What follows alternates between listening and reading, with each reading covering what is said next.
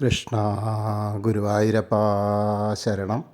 ഗുരുവായൂരപ്പൻ്റെ ഉച്ചപൂജയും കളഭാലങ്കാരമൊക്കെ കഴിഞ്ഞു, നട തുറന്നു. അപ്പോൾ നമുക്ക് ഗുരുവായൂരപ്പനെ കാണാൻ പോണ്ടേ.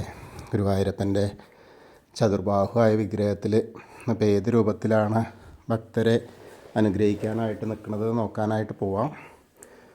അങ്ങനെ ആദ്യം തന്നെ കിഴക്കേ നടയിലുള്ള മഞ്ജുളാലിനെ വന്നൊന്ന് പ്രദക്ഷിണം ചെയ്യാം. അതിനോടുകൂടി വെങ്കല ഗരുഡ ശില്പവും അതേപോലെ കുചേലൻ്റെ ശില്പമൊക്കെ കാണാം. അത് കഴിഞ്ഞ് അത്തിവര ഗണപതി ക്ഷേത്രത്തിൽ വന്ന് ഗണേശനെ കണ്ട് പ്രാർത്ഥിക്കാം. അത് കഴിഞ്ഞ് നമുക്ക് ഗോപുരവാതിൽ കടന്ന് അകത്തേക്ക് വരാം. അങ്ങനെ അകത്തേക്ക് വരുമ്പോൾ നേരെ ആ കൊടിമരം കാണാം. അതേപോലെ വലിയ ബലിക്കല്ല്, അതിൻ്റെ മുകളിലേക്ക് നോക്കിയാൽ ഗജരാജൻ കേശവൻ്റെ കൊമ്പുകൾ സ്വർണം കെട്ടിയത് ഇങ്ങനെ കാണാം. അതിൻ്റെ നടുക്കുള്ള ലക്ഷ്മി ദേവീനെയും കണ്ട് തൊഴുത് നമ്മൾ വാതിൽപ്പടി കയറുകയാണ്. അങ്ങനെ കയറുമ്പോൾ ഇടതുവശത്തുള്ള മേൽപ്പത്തൂരിൻ്റെ പീഠവും കെടാവിളക്കൊക്കെ കാണാം. അത് കണ്ട് നമ്മൾ നേരെ വലതേ വശത്ത് ആദ്യത്തെ തൂണും നോക്കി തൊഴുത് ഭഗവാന്റെ ശ്രീലകത്തേക്ക് ഇങ്ങനെ നോക്കുകയാണ്. നോക്കുമ്പോൾ നിറദീപ പ്രകാശം അങ്ങനെ കാണുന്നു. സ്വർണത്തിൻ്റെയും വെള്ളിയുടെയൊക്കെ നിലവിളക്കുകളിൽ നെയ്യിങ്ങനെ ഒഴിച്ച് ഉള്ള ആ ദീപം അതിങ്ങനെ കാണുന്നു. അങ്ങനെ ഉണ്ണിയുടെ കാൽപാദങ്ങൾ കാണാണ്ട് ആ ചതുർബാഹുവായ വിഗ്രഹത്തിൽ കാൽത്തളകൾ അണിഞ്ഞിട്ടുണ്ട്. അങ്ങനെ മുകളിൽ പട്ടുകോണ കൊടുത്തിട്ടുണ്ട്. അരമണി കിങ്ങിണിയൊക്കെ ചാർത്തിയിട്ടുണ്ട്. അങ്ങനെ മുകളിലേക്ക് ഇങ്ങനെ നോക്കിയാൽ ഒരു വളയം പോലത്തെ മാല, ഒരു മുല്ലമുട്ട് മാല, ഒരു പതക്കം പോലത്തെ മാല, അതേപോലെ കൈവളകൾ കാണാണ്ട്, തോൾവളകൾ കാണാണ്ട്, കയ്യിൽ വലത്തെ കയ്യിൽ ഒരു വെണ്ണുരുള, ഇടത്തെ കയ്യിൽ ഒരു പൊന്നോടക്കുഴൽ. പൊന്നോടക്കുഴൽ കുറച്ച് വലുതാട്ടോ. വെണ്ണുരുള ചെറുതാണ്, ഉണ്ണിയും ചെറുതാണ്, പക്ഷേ ഓടക്കുഴൽ കുറച്ച് വലുപ്പമുണ്ട്. അങ്ങനെ മുകളിലേക്ക് ഇങ്ങനെ നോക്കിയാൽ നല്ല ചിരി. എന്താ വെണ്ണയും കിട്ടിയിട്ടുണ്ട്, പൊന്നോടക്കുഴലും ഉണ്ട്. അപ്പോൾ പിന്നെ എന്താ ചിരിക്കാതിരിക്കുമോ? ആ ചിരിയാണ് ചിരിക്കു. അങ്ങനെ നമ്മളെ നോക്കി ചിരിക്കുകയാണ്. എനിക്ക് വെണ്ണുരുള കിട്ടിയിട്ടുണ്ട്, എൻ്റെ കയ്യിൽ ഓടക്കുഴലുണ്ട് എന്ന് പറഞ്ഞിട്ട്. അങ്ങനെ നോക്കുമ്പോൾ തിരുനെറ്റിയിൽ ആ ഗോപീതിലകം വെച്ചിട്ടുണ്ട്. സ്വർണത്തിൻ്റെ കിരീടം വെച്ചിട്ടുണ്ട്. കിരീടത്തിൻ്റെ മുകളിൽ തിരുമുടിമാലകൾ 3 ഉണ്ട്. എന്താ വെച്ചാൽ വെളുത്ത പൂവുമായിട്ടൊന്ന്, പിന്നെ വെളുത്ത പൂവും തെച്ചിയായിട്ടൊന്ന്, പിന്നെ തുളസിയും തെച്ചിയും വെളുത്ത പൂവായിട്ട് അങ്ങനെ. അതേപോലെ കാതിൽ ചെവിപ്പൂക്കൾ കാണാണ്ട്. അങ്ങനെ ഉണ്ടമാല, 2 ഉണ്ടമാല ഉണ്ട്. അതെന്താ വെച്ചാൽ താമരയും തുളസിയായിട്ടുള്ളൊന്നും, വെളുത്ത പൂവും തെച്ചിയും തുളസിയായിട്ടുള്ളൊന്നും, അങ്ങനെ 2 ഉണ്ടമാലകൾ. അങ്ങനെ വളരെ മനോഹരമായിട്ടുള്ളൊരു കാഴ്ചയാണ്. അപ്പോൾ നമ്മളെല്ലാവരും ഭഗവാന്റെ ആ ശ്രീലകത്തേക്ക് നോക്കിയിട്ട് സോപാനപ്പടിയിൽ നിൽക്കുകയാണെന്ന് അങ്ങനെ മനസ്സുകൊണ്ട് വിചാരിക്കുക. എല്ലാവരുടെയും മനസ്സ് ഭഗവാന്റെ തിരുനടയിലെത്തുക.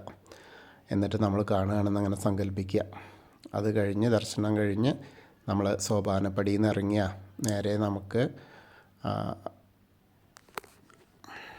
അഗ്നികോണിലുള്ള ബലിക്കല്ലും അതുപോലെ തിടപ്പള്ളിയും ചുവരിൻ്റെ മുകളിലുള്ള ആലിലക്കണ്ണനെയൊക്കെ കണ്ട് തൊഴാം. ഗ്രില്ല് കഴിഞ്ഞ സപ്തമാതാക്കളെ കണ്ട് തൊഴാം. പിന്നീട് അങ്ങനെ വന്ന് നമ്മൾ കാണുന്നത് ഗണേശനെയാണ്.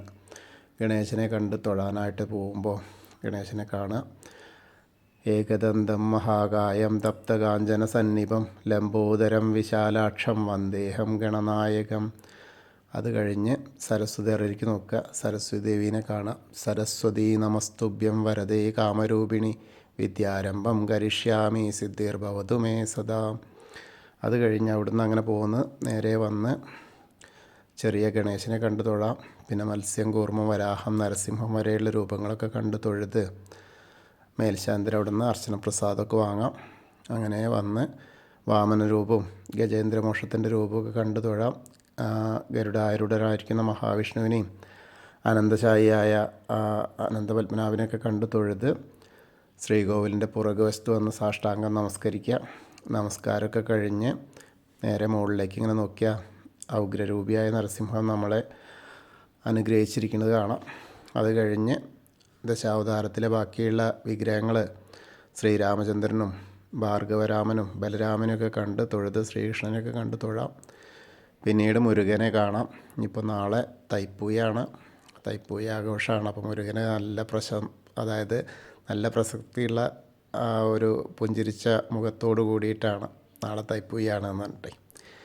അങ്ങനെ അവിടെയും തൊഴുത് നമ്മൾ ഹനുമാൻ സ്വാമിയുടെ അടുത്ത് വരിക, ഹനുമാൻ സ്വാമിയെ കണ്ടു തൊഴാം. ത്വമസ്മിൻ കാര്യനിര്യാഗേ പ്രമാണം ഹരിസത്തമ ഹനുമാൻ യജ്ഞമാസ്തായ ദുഃഖക്ഷയകരോഭവ മനോജവം മാരുതതുല്യവേഗം ജിതേന്ദ്രിയം ബുദ്ധിമതാം വരിഷ്ഠം വാദാത്മജം വാനരയൂഥമുഖ്യം ശ്രീരാമദൂതം ശിരസാ നമാമി. ബുദ്ധിർബലം യശോധൈര്യം നിർഭയത്വം അരോഗത അജാഡ്യം വാക്പടുത്തം ഹനുമസ്മരണാത് ഭവേത്. ഓം നമോ ഭഗവതേ ആഞ്ജനേയായ മഹാബലായ സ്വാഹ. അങ്ങനെ അവിടെ കണ്ട് തൊഴുത് പിന്നെ രാധാകൃഷ്ണ വിഗ്രഹവും കാളിയമർദ്ദന രൂപവും വെണ്ണക്കണ്ണനെയൊക്കെ കണ്ട് തൊഴാം. പിന്നീട് അങ്ങനെ വന്ന് നമ്മൾ ഓവിൻ്റെ അവിടെ വന്ന് പ്രാർത്ഥിക്കാം. പിന്നെ താമരക്കണ്ണനെ, കൽപ്പവൃക്ഷത്തിൻ്റെ ചുവട്ടിലിരിക്കുന്ന താമരക്കണ്ണനെ കണ്ട് തൊഴാം. പിന്നീട് കിഴക്ക് വശത്തേക്ക് മുകളിലേക്ക് നോക്കിയാൽ കൊടിമരം കണ്ട് തൊഴാം. പിന്നെ നൃത്താറി മണിക്കിണറും ഒക്കെ കണ്ട് അങ്ങനെ കുറൂരമ്മയും നാരദരെയും വസുദേവരെയും ഒക്കെ മേൽപ്പത്തൂരിനൊക്കെ കണ്ട് തൊഴുത് അങ്ങനെ വടക്കേ നടയിൽ കൂടെ പുറത്തേക്ക് വരിക. അങ്ങനെ പുറത്തേക്ക് വന്ന് പ്രസാദ കൗണ്ടറിൻ്റെ അവിടെ നിന്ന് ചന്ദനവും തീർത്ഥമൊക്കെ വാങ്ങി രുദ്രതീർത്ഥം. അങ്ങനെ അതിന് ശേഷം നമ്മൾ എടത്തരികത്ത് കാവിലെ ഭഗവതിയെ കാണാനായിട്ട് പോവാം. ഭഗവതിയെ കണ്ടു തൊഴാം. സർവമംഗളമാംഗല്യേ ശിവേ സർവാർത്ഥസാധികേ ശരണ്യേ ത്രയംബകേ ഗൗരി നാരായണി നമസ്തുതേ. അങ്ങനെ അമ്മയെ കണ്ട് തൊഴുത് വരുമ്പോൾ കോർണറിലെത്തിയാൽ മമ്മിയൂരപ്പനെ മനസ്സിൽ വിചാരിക്കുക. വടക്ക് പടിഞ്ഞാറ് ഭാഗത്തേക്ക് നോക്കിയിട്ട് നമശിവായ നമശിവായ നമശിവായ എന്നുള്ള പഞ്ചാക്ഷരി മന്ത്രം ജപിക്കും ചെയ്യുക. അങ്ങനെ അത് കഴിഞ്ഞാൽ ഒന്ന് പ്രദക്ഷിണം ചെയ്ത് കൊടിമരത്തിൻ്റെ അവിടെ വന്നിട്ട് ഭഗവാന്റെ ശ്രീലകത്തേക്ക് നോക്കിയിട്ട് ഒന്നുകൂടി നമുക്ക് കാണാം ഉണ്ണിക്കണ്ണനെ, വെണ്ണക്കണ്ണനെ കണ്ട് നമസ്കരിക്കാം. പിന്നീട് കൂത്തമ്പലത്തിലും വന്ന് തൊഴുത് നമസ്കരിച്ച് അയ്യപ്പസ്വാമിയുടെ അടുത്തേക്ക് വരിക. അയ്യപ്പസ്വാമിയെ കണ്ട് പ്രാർത്ഥിക്കാം. ഭൂതനാഥ സദാനന്ദ സർവഭൂതദയാപര രക്ഷ രക്ഷ മഹാബാഹോ ശാസ്തേ സ്തുഭ്യം നമോ നമ. അങ്ങനെ അവിടെ കണ്ട് തൊഴുത് അവിടെ നിന്ന് ഇങ്ങനെ വന്ന് പ്രദക്ഷിണം ചെയ്ത് പടിഞ്ഞാറ് നടയിലുള്ള ദീപസ്തംഭത്തിൻ്റെ മുകളിലുള്ള വേണുഗോപാലിനെയും അതേപോലെ കൊടിമരത്തിൻ്റെ മുകളിലുള്ള ഗരുഡധ്വജനെയും കണ്ട് തൊഴുത് പടിഞ്ഞാറ് നടയിൽ കൂടെ പുറത്തേക്ക് വരാം. അങ്ങനെ രുദ്രതീർത്ഥ കുളത്തെ ഒന്ന് പ്രദക്ഷിണം ചെയ്യാം. പ്രദക്ഷിണം ചെയ്യുമ്പോൾ ആ കാളിയമർദ്ദന രൂപിയെ കണ്ട് തൊഴാം. പിന്നീട് അങ്ങനെ പൂന്താനം തിരുമേനി പൂജിച്ചിരുന്ന വിഗ്രഹമുള്ള നാരായണാലയത്തിൽ വന്നിട്ട് അതൊന്ന് ചെറിയ ഉണ്ണിക്കണ്ണനെ കണ്ട് തൊഴുത് ഭഗവതി നടയിലും അതേപോലെ വലിയ ദീപസ്തംഭത്തിൻ്റെ അവിടെയും വന്ന് തൊഴാം. പിന്നീട് അങ്ങനെ വന്ന് നേരെ നമ്മൾ തെക്കേ നടയിലുള്ള കൂവളത്തെ പ്രദക്ഷിണം ചെയ്യാം. പ്രദക്ഷിണം ചെയ്യുമ്പോൾ മഹാദേവനെയും പാർവതീദേവിനെയും മനസ്സിൽ വിചാരിക്കുക. അപ്പോൾ അവരുടെ അനുഗ്രഹം കിട്ടും. അങ്ങനെ നമ്മൾ ഇന്നത്തെയും ഗുരുവായൂരപ്പൻ്റെ ഉച്ചപൂജയും കളഭാലങ്കാരമൊക്കെ കണ്ടു തൊഴുതു. എല്ലാവർക്കും ആ ഗുരുവായൂരപ്പൻ്റെ അനുഗ്രഹം ലഭിക്കും. കൃഷ്ണായ വാസുദേവായ ഹരയേ പരമാത്മനെ പ്രണതക്ലേശനാശായ ഗോവിന്ദായ നമോ നമ. ഹരേ കൃഷ്ണ. ഗുരുവായൂരപ്പാ ശരണം.